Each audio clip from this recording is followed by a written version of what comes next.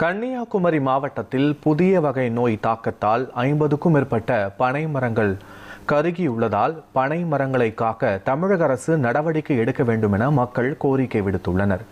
கன்னியாகுமரி மாவட்டம் அழகப்பபுரம் அருகே 50க்கும் மேற்பட்ட பனை மரங்கள் புதிய வகை நோய் தாக்கத்தால் கருகி பயனற்ற நிலையில் இருக்கின்றன.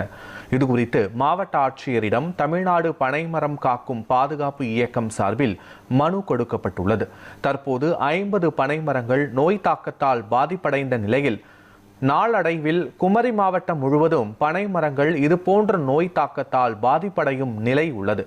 இதற்கு முன்னதாக வேளாண் துறை மற்றும் தமிழக அரசு உரிய நடவடிக்கை எடுத்து பனை மரத்தை பாதுகாக்க வேண்டும் என தமிழ்நாடு பனைமரம் காக்கும் பாதுகாப்பு இயக்கம் சார்பில் நியூஸ் 7 தமிழ் தொலைக்காட்சி வாயிலாக கோரிக்கை விடுத்துள்ளனர்.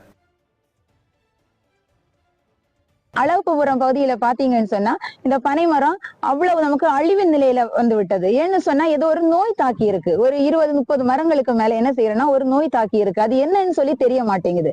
ஆனா மாவட்ட ஆட்சியர் அவங்கள்ட்ட நாங்க இதை பத்தி இன்ஃபார்ம் பண்ணியிருக்கோம். தகுந்த ஆதாரத்துடன் புகைப்படங்கள் எடுத்து நாங்க ரிப்போர்ட் பண்ணியிருக்கோம்.